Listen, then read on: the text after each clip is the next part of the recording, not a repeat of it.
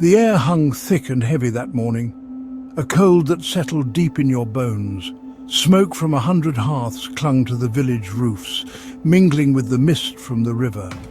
At the edge of the market square, a new structure cast a grim shadow. The gallows, its timber pale against the grey sky. Men gathered, silent, their eyes fixed on the gallows. They didn't speak of war, famine or sickness.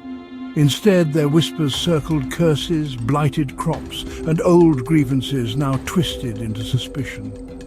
A strange look from the widow was now a hex, the herbalist's knowledge, a pact with the unholy. Fear crept in quietly, consuming everything. In that village, fear had found a new name, witchcraft. The war raged on, draining the village of men and hope. The king demanded more, taxes, grain, lives. Anxiety needed a vessel, and suspicion poisoned the well of trust. Neighbours eyed each other warily.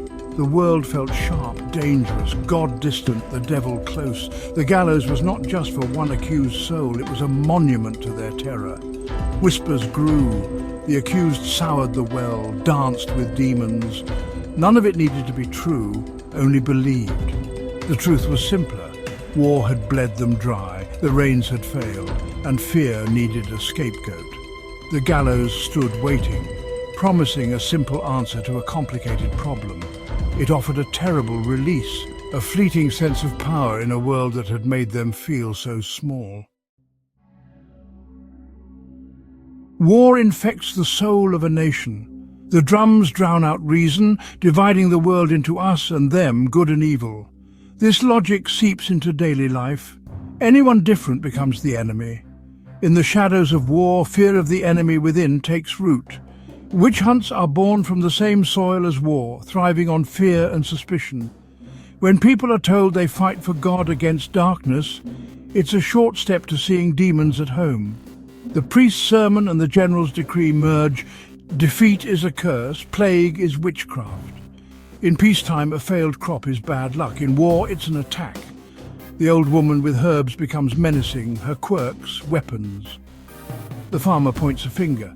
He's now a soldier in a different war. Rulers encourage this thinking. Blaming witches was safer than blaming kings or generals. A failed campaign? Blame a coven, not the commander. It united people against an unseen foe, deflecting blame.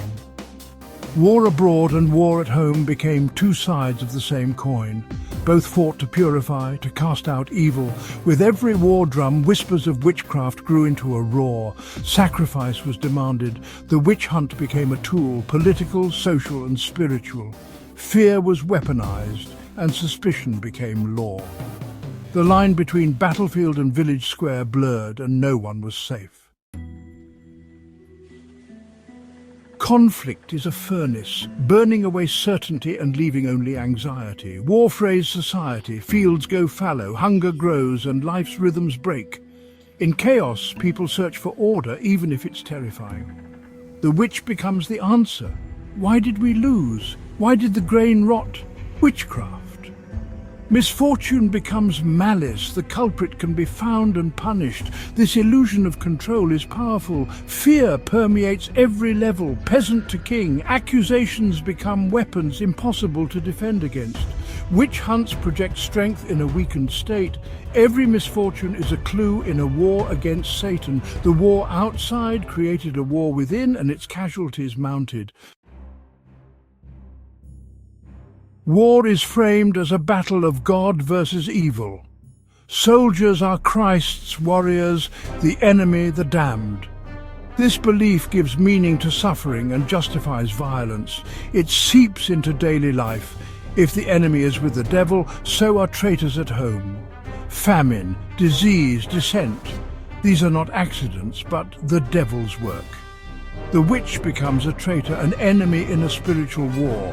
Authorities draw lines between defeat and satanic conspiracy. Purging witches is patriotic, a step to secure God's favor. Witch trials become rituals of purification. The execution is a sacrifice to restore order. In times like the 30 Years' War, witch hunts peak, chaos breeds desperation, and the devil is seen everywhere. The cycle of war and witch hunts feeds itself, violence birthing more fear. Witch trials were machines for producing guilt. Accusation was enough. The accused was trapped. Inquisitors saw themselves as surgeons, but their gaze was condemnation. Isolation, deprivation, and interrogation broke the spirit. Denial was proof of guilt. Confession was extracted by torture. Under agony, people confessed to anything. The confession became fact, a victory for light. The public trial was theatre, confession read, sentence passed, execution staged. The flames were not justice, but the triumph of fear. History is not silent. The voices of the accused echo still. While Purga Hausmanin, a midwife, was valued until plague struck, then her knowledge became evidence of sorcery. Tortured, she confessed to impossible crimes, named others, and was burned. Peter Stump, accused of being a werewolf during war, confessed under torture to monstrous acts and was brutally executed. The accused were often the old, poor, isolated, or women with knowledge outside church and state. Their power threatened the order. Their difference made them targets. War turned suspicion into accusation and pain into confession.